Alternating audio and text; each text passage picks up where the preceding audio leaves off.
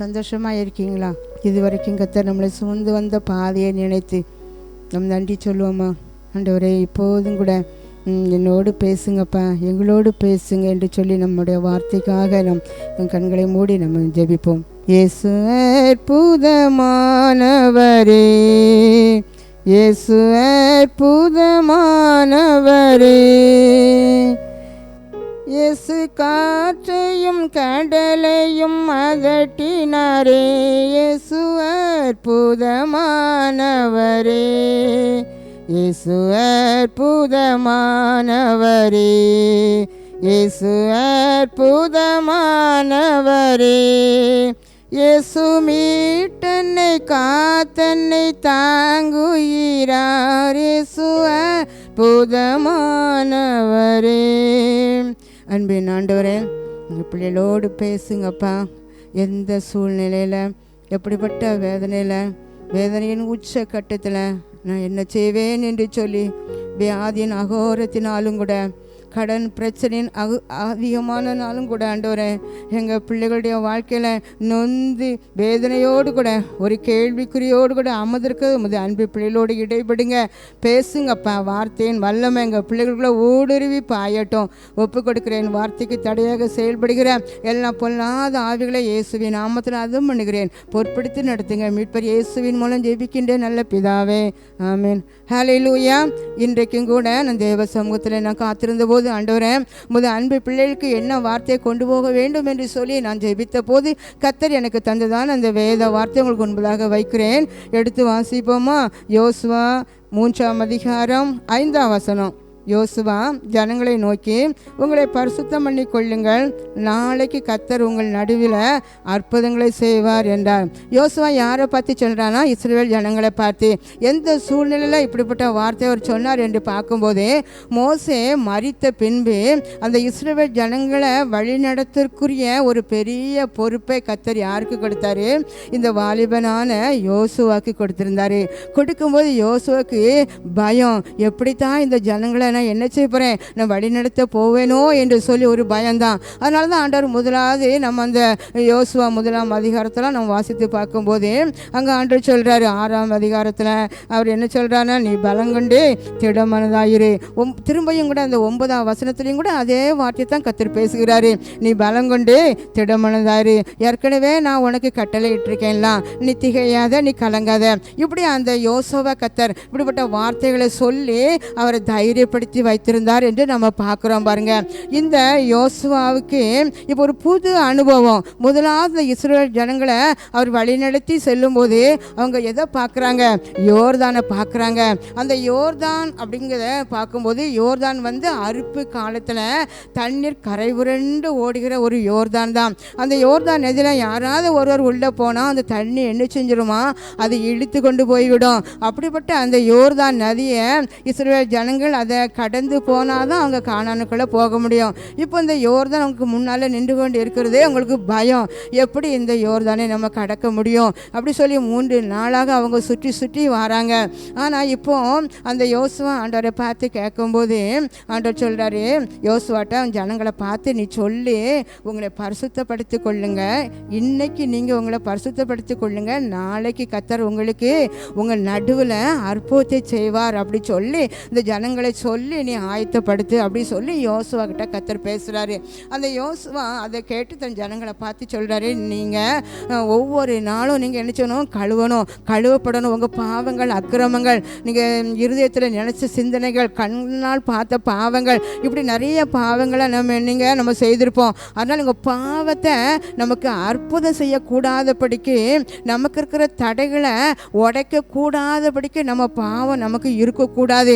அதுதான் ஆண்டவர் சொன்னார். உங்களை நீங்கள் வேற ஒரு பெரிய வேலையெல்லாம் உங்களை ஆண்டவர் செய்ய சொல்லலை.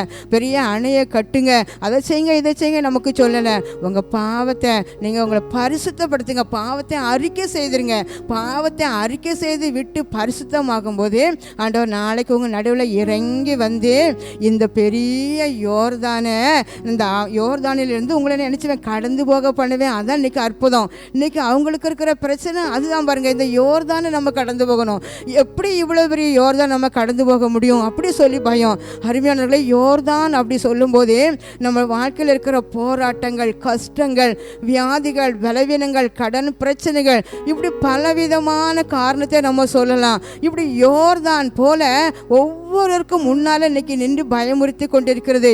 அன்று இஸ்ரவேல் ஜனங்களை எப்படி அந்த யோர்தான் பயமுறுத்தியதோ அதே போல இன்றைக்கும் அருமையான பிள்ளைகளை உங்கள் வாழ்க்கையிலும் கூட உங்கள் வாழ்க்கை பிரயாணத்தை நீங்கள் அப்படியே தொடர்ந்து போய் கொண்டு இருக்கும்போது உங்களுக்கு முன்பதாக பெரிய பெரிய போராட்டங்கள், பெரிய பெரிய சோதனைகள், இப்படிப்பட்ட பெரிய பெரிய தேவைகள்லாம் உங்களுக்கு வந்து அது தடையாக நின்று உங்களை மேற்கொள்ள விடாதபடி தடை பண்ணி கொண்டு இருக்கிறது.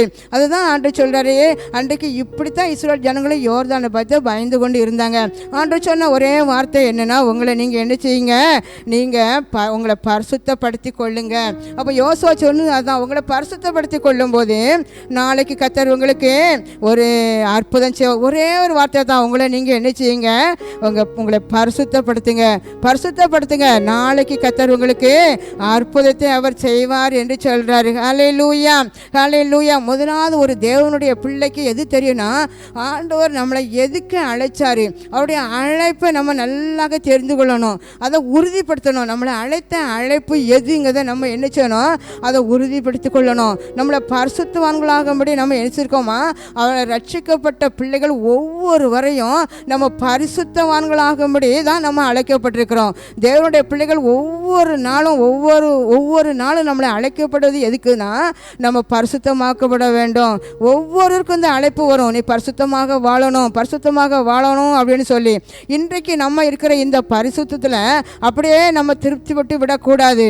நம்ம இன்னும் கூட பரிசுத்தமாகிறவன் இன்னும் பரிசுத்தமாகணும் அப்படி சொல்லி வெளிப்படுத்தல் 22:11 பார்க்கும்போதே பரிசுத்தம் உள்ளவன் இன்னும் பரிசுத்தமாகட்டும் அப்படின்னு சொல்லி அங்கே சொல்லப்பட்டிருக்கிறது.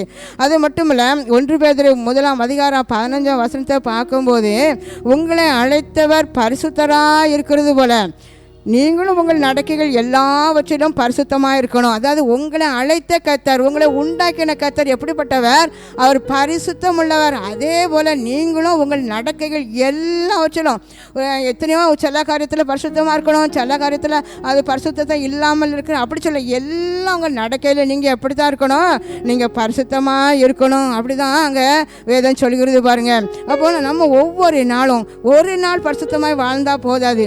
நம்ம வீட்டில் நம்ம பயன்படுத்துகிற பொருட்களை தினமும் நம்ம என்ன செய்கிறோம், அதை நல்லா தேய்த்து தண்ணினால் கழுவி தான் நம்ம அந்த பாத்திரத்தை என்ன செய்வோம், தினந்தோறும் பயன்படுத்துவோம். நேற்று கழுவியாச்சு, இன்றைக்கி நம்ம தேய்த்து கழுவேண்டாம் அப்படி சொல்லி நம்ம விட மாட்டோம், அப்படி தானே? அதே போல் நம்முடைய ஆட்களை கழுவதுக்கு கண்டிப்பாக தண்ணி வேணும். ஒரு பொருளை கழுவணுன்னா அது என்ன செய்யணும், எந்த பொருளை சுத்திகரிக்கிறதுக்கும் தண்ணீர் மிகவும் தேவை. அப்போ இன்றைக்கு நம்முடைய வாழ்க்கையிலும் கூட நம்முடைய பாவத்தெல்லாம் கழுவதற்கு தண்ணியை வச்சு என்ன செய்ய முடியாது, அதை கழுகவே முடியாது. எதை வச்சு தான் நம்ம கழுவ முடியும், இயேசுவின் இரத்தத்தினால தான் நம்ம பாவத்தை நம்ம என்ன செய்ய முடியும், கழுவ முடியும் பாருங்க. அப்போ எபிரேயர் 13:12 சொல்லியிருக்கு, எப்படி நம்ம பாவத்தை கழுவணும் அப்படின்னு சொன்னால், அங்கே அந்தப்படியே இயேசுவும் தம்முடைய சொந்த இரத்தத்தினால ஜனத்தை பரிசுத்தம் செய்யும்படியாக பாருங்க, பரிசுத்தம் செய்யும்படியாக நகர வாசலுக்கு புறம்பே பாடுபட்டார். ஆண்டவர் ஏன் பாடுபட்டார் அப்படி சொன்னால், அவர் இரத்தத்தை சிந்துவதற்காக தான். தன்னுடைய சொந்த பிள்ளைகளுடைய பாவத்தை கழுவதற்கு அவர் இரத்தத்தை எண்ணிச்சுதாரு, சிந்தினார் அப்படி சொல்லி பார்க்குறோம். இயேசுவின் இரத்தம் சகல பாவங்களையும் நீக்கி சுத்திகரிக்கும். அப்போ எப்படி நம்ம ஒரு பாத்திரத்தை கழுவி சுத்திகரிக்க தண்ணீர் தேவையோ, அதே போல் ஒவ்வொரு மனிதனுக்கும் தன்னுடைய பாவத்தை சுத்திகரிப்பதற்கு இயேசுவின் இரத்தம் மிக மிக நமக்கு அது தேவை. அதனால தான் ஆண்டவர் நமக்காக தன்னையே ஜீவ பலியாக ஒப்பு கொடுத்து தன் சரீரத்தில் உள்ள எல்லா சொட்டு ரத்தத்தையும் அவர் என்ன செஞ்சாரா, நமக்காக சிந்தினார். ஹல்லேலூயா.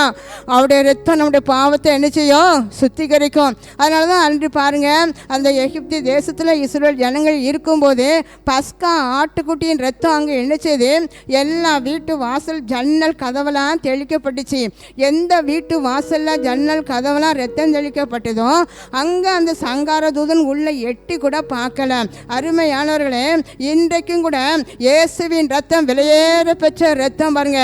நம்ம ஒவ்வொரு நாளும் கூட சில அசுத்த ஆவிகள்லாம் அது ஆடும்போது நம்ம செய்கிறோம், இயேசுவின் ரத்தம் ஜெயம் அப்படி சொன்னால் அது என்ன செய்யாது? சொல்லவே சொல்லாது. இயேசுவின் ரத்தம் ஜெயம் அப்படி சொன்னால் அது என்ன செய்யாதே சொல்லாது. ஒரு நாள் கூட ஒரு சகோதரி 24 வருஷத்துக்கு மேலாக அசுத்த ஆவினால் ரொம்ப கஷ்டப்பட்டு அந்த அசுத்த ஆவி அந்த சரீரத்தை விட்டு வெளியேற முடியாதவங்க அவங்க ரொம்ப வேதனைப்பட்டு கொண்டு இருந்தாங்க. ஒரு நாள் அவங்க அந்த ஜெபிக்க வரும்போது கூட நான் சொன்னேன், நீங்கள் நல்ல அன்றைக்கு உபவாசம் போட்டு நீங்கள் வாங்க அப்படி சொல்லி நான் சொல்லி அனுப்பினேன். அன்றைக்கு நாங்கள் ஜெபிக்கும் போது கர்த்தர் ஒரு காட்சியை கண்டார். அவங்க சொன்னாங்க, இல்லை எனக்கு 24 வருஷமும் எங்கெங்கெல்லாமோ நான் போனேன், எனக்கு குணமாகவில்லை அப்படி சொல்லி இந்த பிசாசு எண்ணி விட்டு போகவே மாட்டேங்க அப்படி சொன்னாங்க. ஆனால் அன்றைக்கி சொன்னேன், வந்தோடனே இயேசுவின் ரத்தம் ஜெயம், இயேசுவின் ரத்தம் ஜெயம் திரும்ப திரும்ப சொல்ல அது ஃபஸ்ட்டு சொல்லவே மாட்டேன்னுச்சு. அதுக்கு பிறகு திரும்ப பரலோகத்திலேருந்து கர்த்தர் ஒரு அக்கினியை போட்டார் பாருங்க. அக்கினியை போட்டோன்னே தானாக அது எழுச்சிட்டு சொல்ல ஆரம்பிக்கும் போது ஒரு பெரிய படுதான், இந்த படுதாவில் அந்த சகோதரனுடைய அந்த சரீரத்துக்குள்ளே இருந்த அத்தனை பிசாசு ஆவிகளும் அதில் கட்டப்பட்டு ஒரு மனிதன் அப்படியே முடிச்சு போட்டு தூக்கிட்டு போட்டது என் கண்ணால் நான் பார்த்தேன். அன்றிலிருந்து சகோதரிக்கு விடுதலை. அல்லேலூயா. அப்போ இயேசுவின் ரத்தம் சொல்லும் போது சத்துரெல்லாம் கிட்ட எண்ணிச்ச முடியல, நிற்கவே முடியல. அப்போ நம்ம எப்பவும் கூட நம்ம சின்ன பிள்ளைகளுக்கெல்லாம் சொல்லிக் கொடுப்போம், எங்கே போனாலும் உங்களுக்கு பயம் வரும்போதெல்லாம் எதை சொல்லணும்? இயேசுவின் ரத்தம் ஜெயம் அப்படி சொல்ல. அப்போ இயேசுவின் ரத்தத்துக்கு அவ்வளோ ஒரு வல்லமை உண்டு பாருங்க. உங்களுக்காக எனக்காக சிந்தின அந்த ரத்தம் ஒவ்வொரு நாளும் ஆண்டவரை இன்றைக்கு என்னை கழுவிருங்க, இன்றைக்கு ஒவ்வொரு நாளும் காலையில் எழும்பி ஆண்டவரை இந்த நாள் முழுவதுமாக அந்த ரத்தத்தை என் மேலே ஊற்றுங்க. நம்ம இரவில் படுக்க போகும்போது ஏதாவது என்கிட்ட குற்றம் இருந்தால் அவங்க ரத்தத்தினால கழுவிருங்க அப்படி சொல்லும்போது நம்ம வாழ்க்கையில் எவ்வளோ பெரிய யோர்தான் போல சோதனைகள் வந்தாலும், நம்மளை இழுத்து கொண்டு போகிற ஒரு பாடு வந்தாலும், நம்மளால் மேற்கொள்ள முடியாத அது பெரிய கஷ்டமாக இருந்தாலும் கூட அது என்ன செய்யுமா? அந்த இஸ்ரவேல் ஜனங்கள் பரிசுத்தப்படுத்தின போது என்ன நடந்துச்சு? அந்த யோர்தான் நதி தண்ணி ஆசாரியர்கள் கால் பட்ட உடனே ஒரே குவியலாக குவிந்தது. ஹல்லேலூயா. ஓடுகிற தண்ணீர் எப்படி குவிஞ்சுதான்? ஒரே நம்ம வீட்டில் நெல்லை குவிப்பது போல அந்த தண்ணி அவ்வளோ ஒரே குவியலாக குவிந்து இஸ்ரவேல் ஜனங்கள் கடந்து போனாங்க. ஹல்லேலூயா. கர்த்தருடைய கரம், அவருடைய பலத்த கரம் ஓங்கிய புயம் என்று பார்க்கிறோம். ஹல்லேலூயா. பாருங்க, பரிசுத்த படுத்தும் போது அவ்வளோ பெரிய அற்புதம், இயற்கைக்கு அப்பாற்பட்ட அற்புதம். இன்றைக்கு கூட உங்கள் வாழ்க்கையில் இருக்கிற சோதனை கஷ்டங்கள் தீரலையா, இதை கடந்து போக முடியவில்லையா? ஒரே ஒரு காரியம், ஆண்டவரே என்னை பரிசுத்தப்படுத்துங்க என்று சொல்லி தேவ சமூகத்தில் கதறுங்க. இன்றைக்கு இப்போது உன் வாழ்க்கையில் இருக்கிற தடைகளை கர்த்தர் உடைத்து போடுவேன் என்று கர்த்தர் வாக்கு கொடுக்கிறார். அன்றைக்கு இஸ்ரவேல் ஜனங்கள் பயந்து நின்றது போல இதை எப்படி நான் மேற்கொள்வேன், இந்த கடன் பிரச்சனையை எப்படி நான் மேற்கொள்ளுவேன், என் பிள்ளைகள் வாழ்க்கை இருக்கிற தடைகளை எப்படி நான் மேற்கொள்ளுவேன் என்று சொல்லி கலங்கி நின்று கொண்டு இந்த வார்த்தையை கேட்டுக்கொண்டு இருக்கீங்க. அருமையான சகோதரியை கர்த்தர் உங்களை பார்த்து தான் சொல்றார், உங்களை பரிசுத்தம் படுத்திக் கொள்ளுங்கள், நாளைக்கு கர்த்தர் உங்க வாழ்க்கையில அற்புதத்தை செய்வேன் என்று வாக்கு கொடுக்கிறார். ஹல்லேலூயா. யோர்தான் நதி போன்ற சோதனையிலும் சோர்ந்தமிழ்ந்து மாயாதே, யோர்தான் நதி போன்ற சோதனையிலும் சோர்ந்தமிழ்ந்து மாயாதே, காக்கும் கரங்கண்டு மார்பில் சேர்த்தனைத்த அன்பு என்றும் பாடுவேன். ஹல்லேலூயா. யோர்தான் நதி போன்ற எந்த கஷ்டங்கள் வரும்போது நீங்கள் சோர்ந்து போயிடாதுங்க. கர்த்தர் உங்கள் கூட இருக்கிறேன் என்று கர்த்தர் வாக்கு கொடுக்கிறார். ஹல்லேலூயா. ஹல்லேலூயா. பிரச்சனைகள் போராட்டங்கள் நாளுக்கு நாள் அதிகமாகிக் கொண்டு இருக்கிறதோ நீங்கள் பயப்பட தேவையில்லை. உங்களை பரிசுத்தப்படுத்தி கொள்ளும் போது என்னை கழுவுங்க அப்படி சொல்லி நீங்கள் கேட்கும்போது கர்த்தர் உங்கள் வாழ்க்கையில் அற்புதத்தை செய்வேன் என்று சொல்கிறார். அது மட்டுமல்ல, அந்த ஆண்டவர் அந்த யோசுவாட்ட சொன்னார், 3 நாளைக்குள்ளே நீங்கள் கடந்து போயிடுவீங்க. யோசுவா 1:12 பார்க்கும்போது இந்த கஷ்டம் 3 நாளைக்குள்ளே உங்களை விட்டு என்ன செஞ்சிடும்? நீ பயந்து கொண்டிருந்த காரியம், அதாவது நீங்கள் ஜனங்கள் பயப்படுகிற காரியத்திலேருந்து 3 நாளைக்குள்ளே நான் உங்களுக்கு என்ன செஞ்சிருவேன்? நீங்கள் கடந்து போக பண்ணுவேன்னு சொல்லியிருந்தார் பாருங்க. அதே போல் 3 நாளைக்குள்ள அருமையான பிள்ளைகளே, அருமையானவர்களே, இன்றைக்கு என் அன்பு மகனே, என் அன்பு மகளே, எதை பார்த்து நீங்கள் பயந்து கொண்டு இருக்கீங்க? அன்றைக்கு யோசுவா ஜனங்களுக்கு சொன்னது போல 3 நாளைக்குள்ள 3 நாளைக்கு பிறகு உங்களுக்கு அற்புதம் நடக்கும் என்று சொன்னார். 3 நாளைக்குள்ள உங்களுக்கு அற்புதம் நடக்கும். நீங்கள் கடந்து போவீங்க. இன்றைக்கு இருக்கிற பிரச்சனையை நீங்கள் 3 நாளுக்குள்ள கடந்து போவீங்க. விசுவாசத்தோடு கரந்தட்டி நன்றி சொல்லுங்க. இன்றைக்கு இருக்கிற கஷ்டம் 3 நாளைக்கு பிறகு அது அப்படியே கடந்து போகும். இன்றைக்கு இருக்கிற வியாதி இந்த 3 நாளைக்கு பிறகு அப்படியே கடந்து போகும் என்று கர்த்தர் வாக்கு கொடுக்கிறார். உன் பிள்ளையோட வாழ்க்கையில 3 நாளைக்கு பிறகு ஒரு அற்புதத்தை நான் கொண்டு வருவேன் என்று கர்த்தர் வாக்கு கொடுக்கிறார். எதை பார்த்து பயந்து கொண்டு இருக்கிறாயோ அந்த பயம் எல்லாம் உன்னை விட்டு தானாய் ஓடிவிடும். 3 நாளைக்குள்ள உன் குடும்பத்தில் எதை பார்த்து நீ சோர்ந்து பயந்து கலங்கி நீ ஒவ்வொரு நாளும் கூனி குறுகி நின்று கொண்டு இருக்கிறாயோ 3 நாளைக்குள்ள பெரிய அற்புதத்தை நான் செய்வேன் என்று கர்த்தர் வாக்கு கொடுக்கிறார். ஹல்லேலூயா. எவ்வளோ ஒரு பிசாசு போராட்டமாக இருக்கலாம், எவ்வளோ ஒரு வியாதியாக இருந்தாலும் 3 நாளைக்குள்ள கர்த்தர் உனக்கு நான் அற்புதத்தை செய்வேன் என்று வாக்கு கொடுக்கிறார். ஹல்லேலூயா. இரண்டாவதாக பார்க்கும்போது பாருங்க, எதெல்லாம் உங்களை பரிசுத்தம் பண்ணும்? முதலாவது இயேசுவின் ரத்தம் உங்களை என்ன செய்யும்?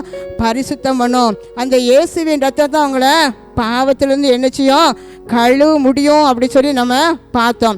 இரண்டாவது இயேசு இந்த எப்படி நம்ம பரிசுத்தமாகணும்? இன்னொரு காரியம் என்னென்னா, யோவான் எழுதின சுவிசேஷம் 17ஆம் அதிகாரம் 17 பார்க்கும்போது உம்முடைய சத்தியத்தினாலே அவர்களை பரிசுத்தமாக்கும். அந்த 19 பார்க்கும்போது ஆண்டவர் சொல்கிறாரு, என் பிள்ளைகள் நான் வசனத்தினால பரிசுத்தமாக இருக்கிறது போல என் பிள்ளைகளும் பரிசுத்தமாக வாழணும் அப்படி சொல்லி உங்களுக்காக எனக்காக ஆண்டவர் நினைச்சாரான் ஜெபம் பண்ணி கொண்டு இருக்கிறார். அவர் நீண்ட ஜெபம் பாருங்க. இது ஒரு ஜெபம். என் பிள்ளைகள் பரிசுத்தமாக வாழணும், என் பிள்ளைகள் பரிசுத்தமாக வாழணும் அப்படி சொல்லி ஆண்டவர் நினைச்சார். உங்களுக்காக எனக்காக அவர் நினைச்சார ஜெபிக்கிறார். இந்த பூமியில் வாழ்ந்த நாட்களிலும் கூட ஆண்டவர் பரிசுத்தமான ஒரு வாழ்க்கையை வாழ்ந்தார். அசுத்தமுள்ள மனிதர்கள் மத்தியில் வாழ்ந்து கொண்டு இருந்தாலும் அவர் பரிசுத்தமாக வாழ்ந்தார் என்று பார்க்குறோம். அருமையானவர்களை, இன்றைக்கும் கூட ஆண்டவர் உங்களை பார்த்து விரும்புகிற காரியம் அதுதான். நீங்கள் பரிசுத்தமாக இருக்கணும். எப்படி பரிசுத்தமாக இருக்கணும்? நான் பரிசுத்தமாக பேசணும், பரிசுத்தமாக நான் பார்க்கணும், என் சிந்தனைகள் பரிசுத்தமாக இருக்கணும், என் நடக்கை பரிசுத்தமாக இருக்கணும் அப்படி சொல்லி நம்ம விரும்புகிறோம். ஆனால் ஒன்று கூட முடியலை. ஆனால் ஆண்டவர் சொல்றாரு, நீங்கள் என்ன செய்யணும்னா வேதத்தை வாசித்து நீங்கள் தியானிக்கணும். உங்கள் வசனம், உங்கள் சத்தியம், ஆண்டவர் பேசுகிற சத்தியத்தை நம்ம கேட்டு அதன்படி நடக்கும்போது நம்ம பரிசுத்தமாக இருப்போம். அப்போது சத்தியம் சங்கீதம் 119:9 பார்க்கும்போது வாலிப பிள்ளைங்க நினைப்பாங்க, என்னால் பரிசுத்தமாக பேச முடியலை, பரிசுத்தமான ஒரு எண்ண முடியலை அப்படி சொல்லி இதுக்கு என்ன செய்யணும்னு சொல்லி நீங்கள் கலங்கி கொண்டு இருக்கீங்க. ஆனால் வசனம் என்ன சொல்லுது? வாலிபன் தன் வழியை எதனால் சுத்தம் பண்ணுவான்? உமது வசனத்தின்படி தன்னை காத்துக்கொள்கிறதுனால. அப்போ வேத வசனத்தை ஒவ்வொரு நாளும் வாசிக்கணும் பாருங்க. இன்றைக்கு வாலிப பிள்ளைகள் கையில் என்னதான் இருக்குது? ஒரு மொபைல் தான் வச்சுட்டு இருக்காங்க. ஆனால் இன்றைக்கு ஆண்டவர் சொல்கிறாரு, நீங்கள் வேத வசனத்தை தான் கையில் என்ன செய்யணும்? நீங்கள் சுமக்கணும். அப்போ தான் நான் உங்களை என்ன செய்வேன்? உங்கள் வாழ்க்கையில் அற்புதத்தை செய்வேன். எல்லா பிள்ளைகள் கையில் காலையில் தூங்கி முடிச்சதுலேருந்து கையில் என்னதான் இருக்கும்? அவங்க மொபைலை தூக்கி வச்சு அதில் தான் ஏதாவது பார்த்துக்கிட்டே இருக்காங்க. ஆனால் ஆண்டவர் சொல்கிறாரு, அருமையான மகனே மகளே, நீ இன்றையில் இருந்து உன் வாழ்க்கையில் ஒரு அற்புதத்தை செய்யணும் அப்படின்னு சொன்னால் உன் கையில் வேத வசனம் தான் இருக்கணும். இந்த வேத பைபிளை எடுத்து நீ வாசிக்கிறதுக்கு மட்டுமில்ல, நீ தியானிக்கணும். இரவும் பகலும் தியானிக்கும் போது முதலாம் சங்கீதத்தில் நம்ம வாசிக்கிறோம், கர்த்தருடைய வேதத்தில் பிரியமாக இருந்து இரவும் பகலும் அவருடைய வேதத்தில் தியானமாக இருக்கிற மனுஷன் பாக்கியவான்.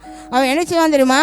நீர்க்காலின் ஓரமாய் நடப்பட்டு தன் காலத்தில் தன் கனியை தந்து இலையுதராக இருக்கிற மரத்தை போல் இருப்பான். ஹல்லேலூயா. அப்போ இரவும் பகலும் வேதத்தை வாசித்து தியானிக்கிற மனுஷன் எப்படி இருப்பானா?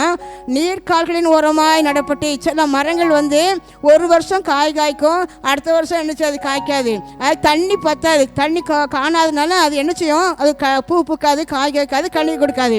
இங்கே என்ன சொல்லிருக்கு? நீர்க்காலின் ஓரமாய் நடப்பட்ட மரம். அது எப்படி இருக்கணுமா? அது பூ பூக்கிற காலத்தில் பூ பூக்கும், அப்புறம் காய் காய்க்கிற காலத்தில் காய் காய்க்கும், கனி கொடுக்குற காலத்தில் கனி கொடுக்கும். அதே போல் உங்கள் வாழ்க்கையிலும் கூட நம்ம ஆண்டவர்கிட்ட கேட்போம், ஆண்டவரே என் வாழ்க்கையில், என் பிள்ளையோட வாழ்க்கையில் நேர்த்தியாக அதினதும் காலத்தில் எல்லா நன்மையும் செய்யணும். அப்போ எல்லா நன்மையும் உனக்கு செய்யாமல் தடையாக இருக்குது அப்படி சொன்னால் ஒரே ஒரு காரியம், இன்ஷியலேருந்து ஒரு ஒப்பு கொடுங்க. ஆண்டவரே, நான் வேதத்தை வாசிப்பேன், வாசிக்கிறது மட்டுமில்ல நான் இரவும் பகலும் அதையே நான் நினைச்சுவேன், தியானிப்பேன்.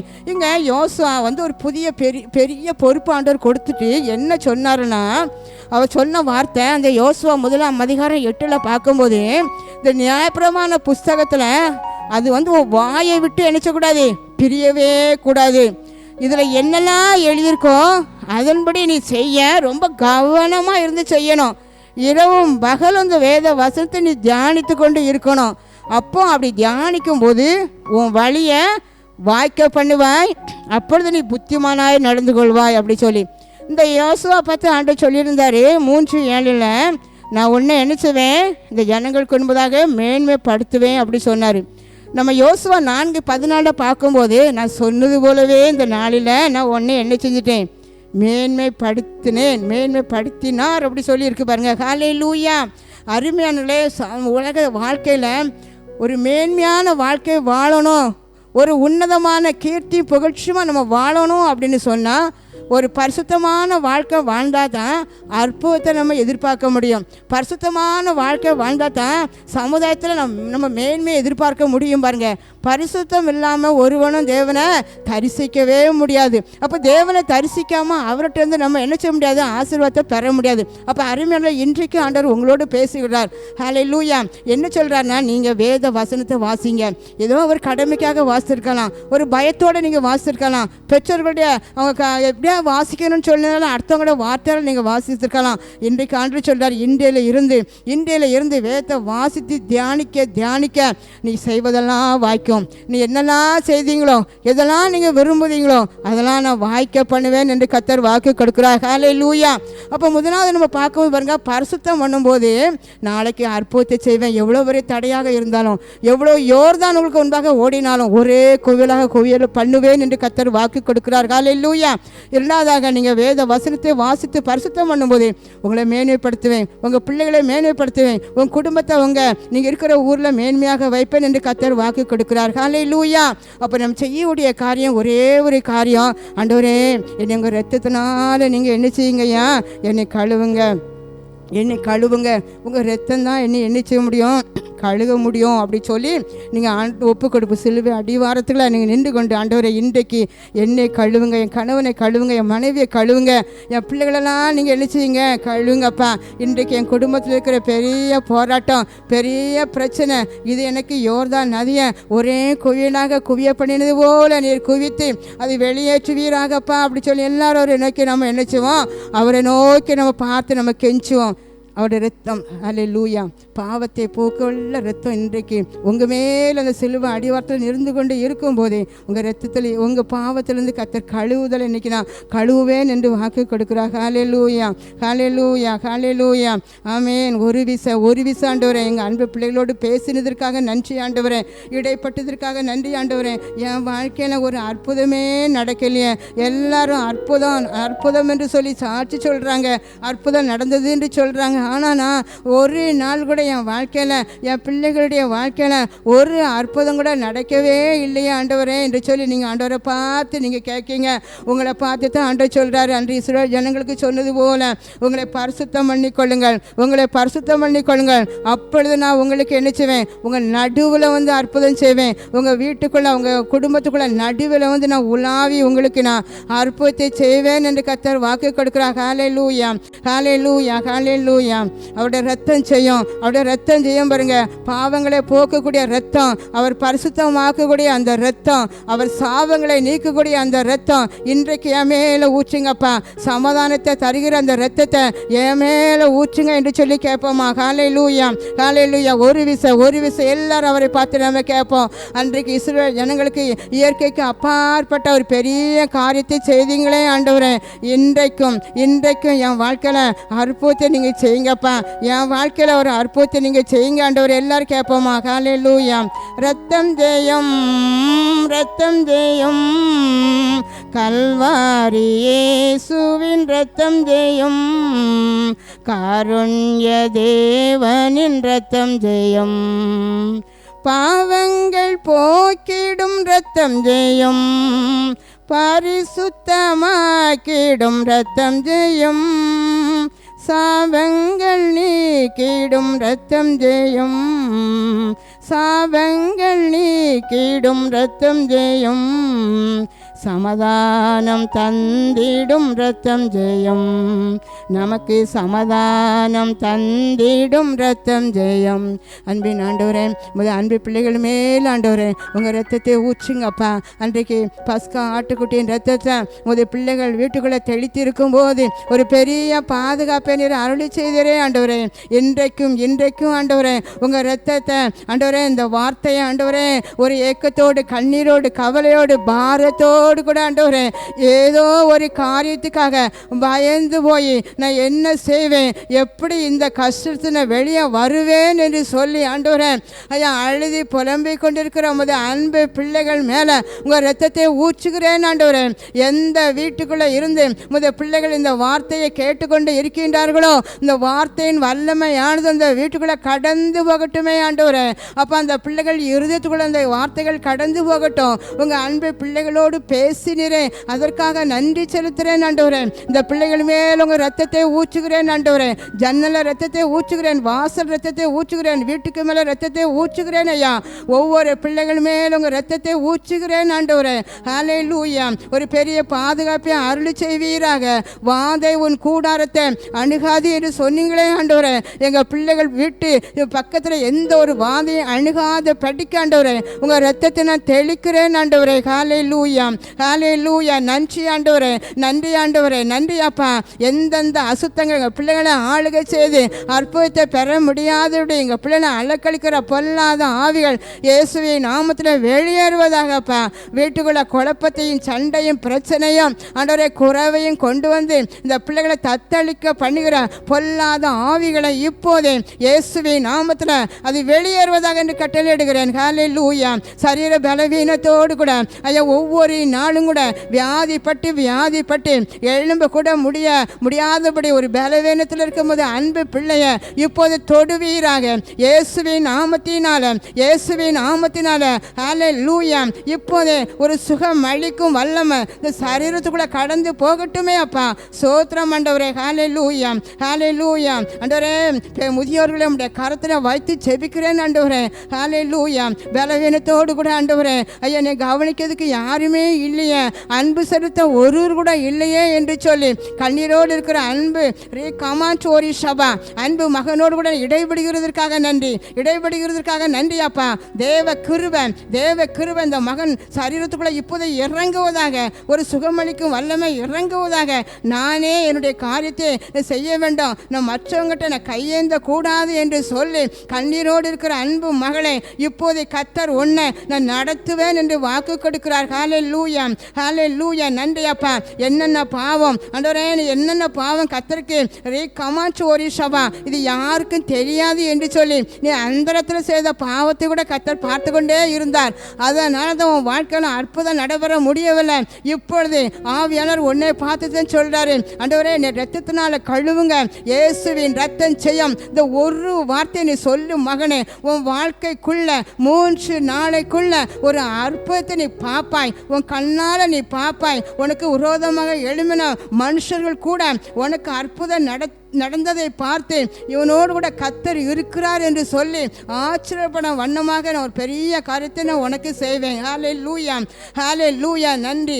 இன்று கண்ட எகிப்தியனை நீ உன் வாழ்க்கையில் நீ ஒரு நாள் நீ காண மாட்டாய். இன்றைக்கு எதெல்லாம் உன்னை வேதனைப்படுத்துகிறதோ, எதெல்லாம் உன் சந்தோஷத்தை குறைத்து கொண்டு இருக்கிறதோ, எந்தெந்த காரியம் உன்னை கண்ணீர் வைத்து கொண்டு இருக்கிறதோ எல்லா காரியத்திலிருந்து நான் உன்னை வெளியே கொண்டு வருவேன். ஹல்லேலூயா. அப்படிப்பட்ட காரியத்தை இன்றைக்கு இயேசுவின் நாமத்தில் வெளியேறி போயிட்டு கட்டளையிடுகிறேன். அசுத்த ஆவி கிரியைகள், அசுத்த ஆவி இப்போதே அந்த சரீரத்தை ஆமேன் பிசைந்து கொண்டு சரீரத்தோட ரத்தத்தெல்லாம் உரிந்து கொண்டிருக்கிற பொல்லாத ஆவியை இப்பொழுது இயேசுவின் நாமத்தில் நீ அலக்கழித்து கொண்டிருக்கிறாய், நீ வெளியேறி போயிட்டு ஒன்று கட்டளையிடுகிறேன். Thank you Jesus. ஹல்லேலூயா.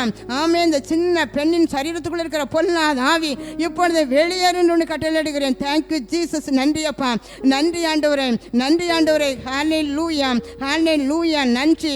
பயத்தின் ஆவி இப்போது இயேசுவின் நாமத்தில் விலகுவதாக. சூழ்நிலையை நீ பார்க்காத, தேவ முகத்தை மட்டும் நீ நோக்கி பாரு. அவரிடத்துல இருந்து கமான்ஸ் உனக்கு ஒவ்வொரு நாளும் ஒத்தாசை வரும் என்று கர்த்தர் உனக்கு வாக்கு கொடுக்கிறார் மகளே. Thank you Jesus. ஹல்லேலூயா. உன் எல்லையை நான் ஆசீர்வதிப்பேன். உன் எல்லைக்குள்ள ரத்தம் தெளிக்கப்பட்ட எல்லையை நான் ஆசீர்வதிப்பேன். உன் எல்லையை நான் விரிவாக்குவேன் என்று கர்த்தர் வாக்கு கொடுக்கிறார். ஒரு சொந்த வீடு கூட எனக்கு இல்லையே என்று சொல்லி நான் அழுது கொண்டு இருக்கிறார். கர்த்தர் சொல்றார் ஹல்லேலூயா உனக்கு இருக்கிறேன். ஆமென். Thank you Jesus. ஒவ்வொரு நாளும் தடையா உன் வீடு கூட வாங்க முடியாதபடி, நிலம் வாங்க முடியாதபடி தடைய 3 நாளுக்குள்ள கர்த்தர் உனக்கு வாய்க்க பண்ணுவேன் என்று வாக்கு கொடுக்கிறார். ஹல்லேலூயா. நன்றி. எந்தெந்த காரியம் உனக்கு தடையாக நின்றதோ, எந்தெந்த காரியம் உனக்கு வாய்க்கவில்லையோ, கர்த்தர் அன்று யோசுவா கூட பேசுறது போல் அன்றைக்கு உன்னோடு பேசுகிறார். 3 நாளுக்குள்ள அற்புதத்தை செய்வேன் என்று வாக்கு கொடுத்ததற்காக நன்றி. குடும்பத்தை ஒப்பு கொடுக்கிறேன். ஆசீர்வதிங்க, வழி நடத்துங்க. இயேசுவின் நாமத்தில் ஜெபிக்கிறேன் பிதாவே. ஆமென். ஹல்லேலூயா. God bless you.